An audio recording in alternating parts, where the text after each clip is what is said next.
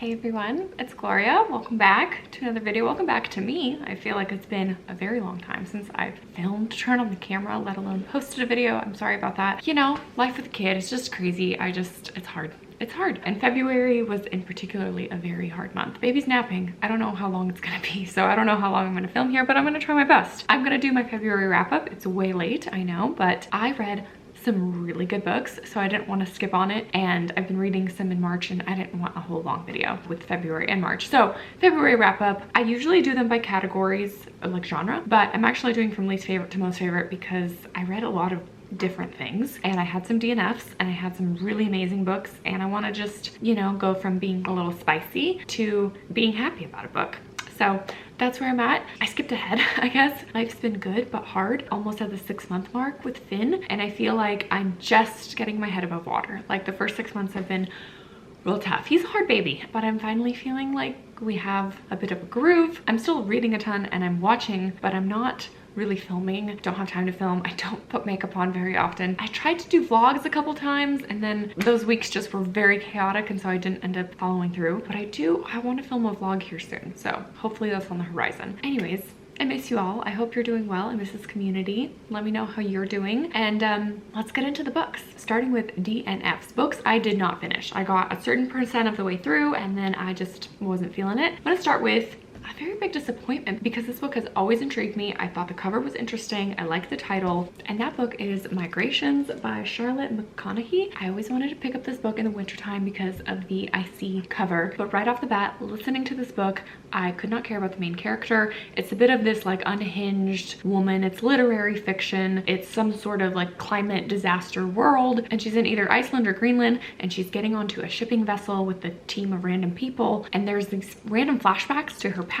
Her relationship with husband's a little fraught. She had a weird thing happen with her mother, and everything's just strange, eerie, uncomfortable, and maybe that's the point of the book, but I wasn't feeling it at all. It was feeling too depressing and just like too weird, and I already knew immediately that I wasn't gonna like the character, and I need to like my characters. And then I read a 1-star review of this book from a Book Olive, and that was all I needed to see on Goodreads to immediately know that I don't want to pick this up. Next one I DNF'd is Plague on Both Your Houses by Robert Little, I believe. I don't usually pick books like this up, but this was an advanced listening copy on Libro FM, and so there was an audiobook available, and I was intrigued because it's a play on a Shakespeare thing. It's like Romeo and Juliet retelling, but with the Russian mafia set in Moscow in like the 90s, and I was so intrigued. But then I started listening to the book and it was garbage. I absolutely hated it. Super like crude, dark, gritty, gross, and the narrator sucked. He could not pronounce any Russian words over like Russian names, and I was very turned off. So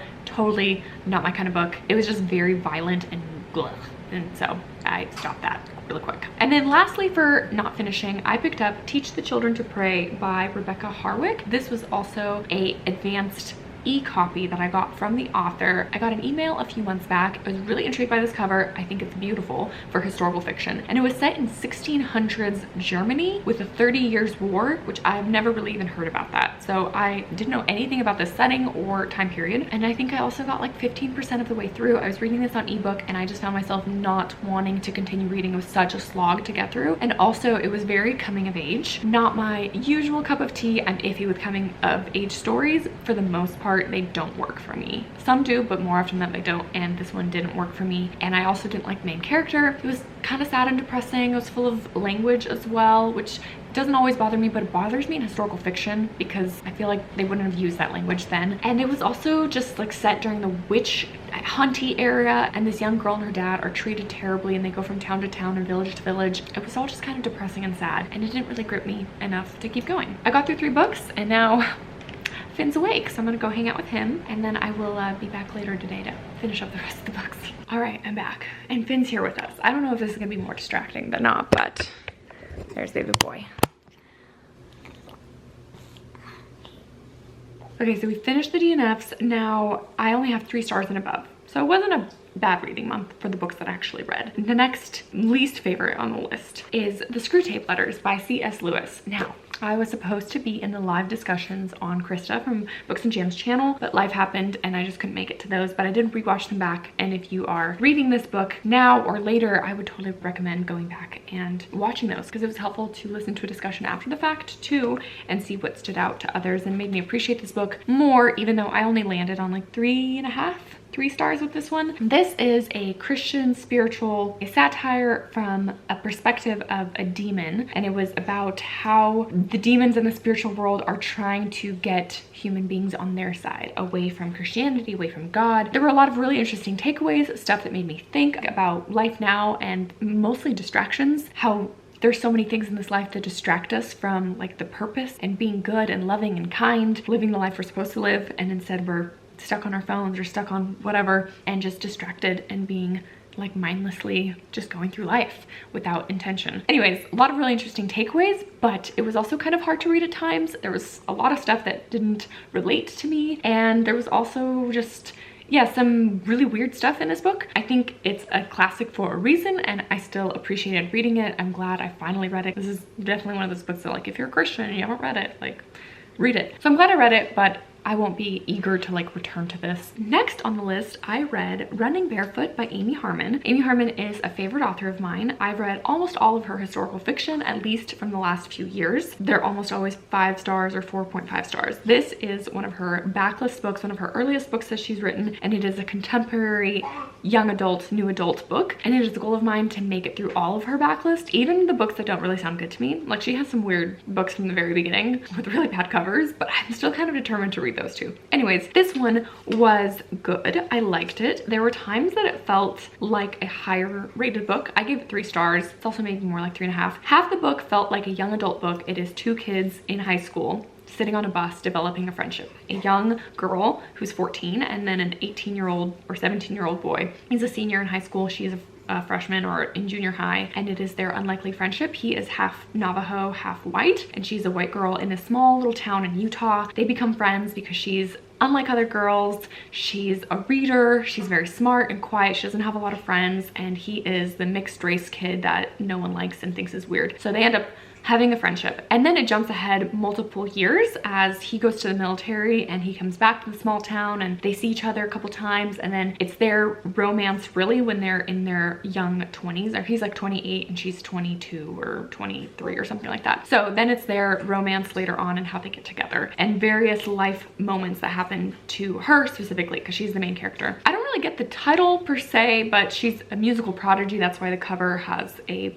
piano, because she's a pianist and she learns how to play music. There's a lot of themes around classical music, the military, and being half Navajo, being the outcast, living in a small town, like that kind of thing. I think if I read this again when I was much younger, in my really early 20s or late teens, I would have loved this book a lot more. Reading it now, it does feel a little bit dated. Parts dragged on, parts were a bit random. So it was cute, and I'm glad I read it. Glad I crossed another one off Amy Harmon. I didn't love it, but I didn't hate it either. But definitely at the bottom of my Amy Harmon favorites list. Like, out of all the books I've read by hers, I think it's like now 5 or 6. This one would be at the bottom, but it's not a bad book either. Moving on to a very hyped, beloved author, the new Kristen Hanna book, The Women. I have mostly seen super high praises for this book, and then I've seen a few people not love it, and I actually really appreciated their reviews. Kristen from Enter the Book enters my mind first. She did a review about her experience not enjoying the book, and it really made me rethink some things. I enjoyed this book. Initially, I gave this book 5 stars just based on the readability of it. I read it in just a few days, and it is not a short book. I listened to the audiobook narrated by Julia Whalen because she narrates all of Kristen Hanna's books. I really did enjoy being in this world with this character during this time period, because I've read 0 historical fiction about the Vietnam War, and I really need to remedy that. But I was just so fascinated. I thought it was well done overall. So I ended up dropping my rating to 4 star, but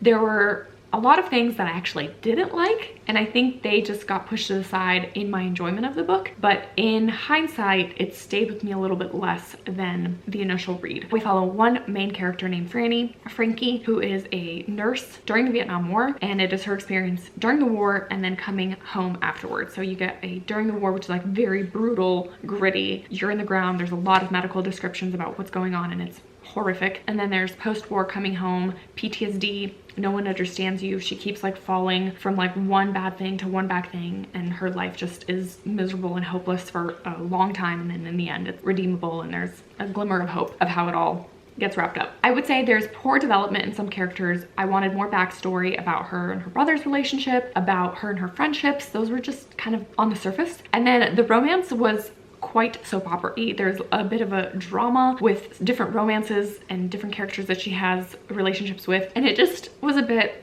eye-rolly at times for sure. But overall, a positive read for me. I'm really glad I read it as a representation of a book during the Vietnam War. I have not read much about at all, and it did feel like Kristen Hanna put a lot of research into it. I appreciated the author's note. I think she's had this book in mind for a very long time, and it finally came to fruition. I'm really glad I read it. I would recommend for those that are interested in this time period. I will say it's not the most amazing historical fiction out there, but I think this is going to get a lot of love and praise, and it's going to be one of the most highly read, highly rated historical fictions of the year, probably just because of the author. Next, moving on to a 5-star read. So happy to say that. Like, it literally brings me so much joy just to say that I loved a book, because it doesn't happen very often. But I picked up Unequal Affections. I don't have the authors, but I have the picture right here. I'm sorry, I just have like a post-it note. My phone is somewhere. But anyways, I heard of this book from Coiny Reads channel, and I am new to the Jane Austen world per se. I have always loved the movies, and I just read Jane Austen for the first time a few years ago, and now want to read all of her works as well as more about her life, nonfiction books on her, and then retellings. I had really good success with The Other Bennet Sister in 2023, which is a Pride and Prejudice retelling as well from a perspective of one character. Now this one, Unequal Affections, is a fan fiction, a retelling of Pride and Prejudice if Elizabeth Bennet accepted Mr. Darcy at his first proposal, instead of having that argument, hashing it out, and then waiting for their like rekindling again after the fact in the events of the original story. So this is a retelling as if she said yes. And so the book follows their engagement. That whole 8 weeks is depicted in this book almost like day to day. So it did feel long and immersive, but I loved every second of it. I was eating it up. I honestly love the events of this book and the way that it ended and unfolded more than the original story. I don't know if I'm allowed to say that, like that's pretty bold of a statement, but I just loved being in the headspace of Elizabeth and Darcy. We get both of their perspectives. We get to unpack so much more of their pride and their prejudice and their thinking. It was just a beautiful romantic story of how you forgive and accept and grow as a person, and you change the things you can change for someone you love. I feel like this is a sleeper. I'm new, like I said, to the Jane Austen world, so I don't know if this one has just been around for a while. It is an older published book, so I don't know if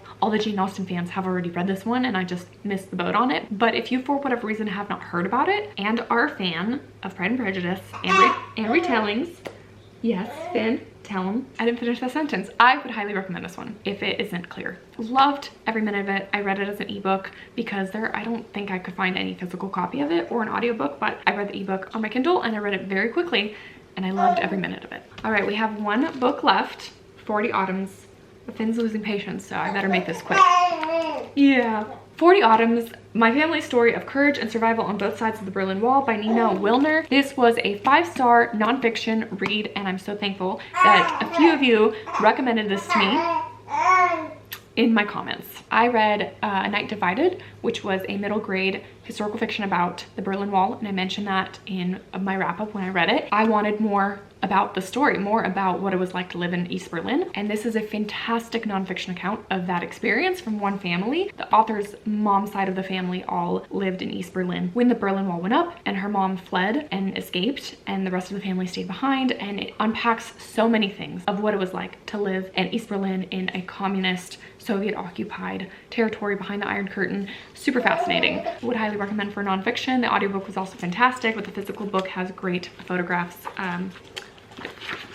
somewhere in here and a map and stuff to go along with the story. And yeah, I'm so happy that I found a nonfiction that I absolutely loved, because last year they were very far and few between, but this one was a standout. That was my February reading, friends. Thank you so much for being here still. I know it's been quite a bit since I uploaded. I'm happy to be back. I hope, like I always say, to get to more videos sooner rather than later. So hopefully you see my face around here a little bit more often than not, especially since we're progressing forward and getting our head above water here at the 6-month mark post baby. Hope all of you are well, and I'll see you guys in another video soon, hopefully. Bye. Do you want to say hi? You looking at yourself in the viewfinder?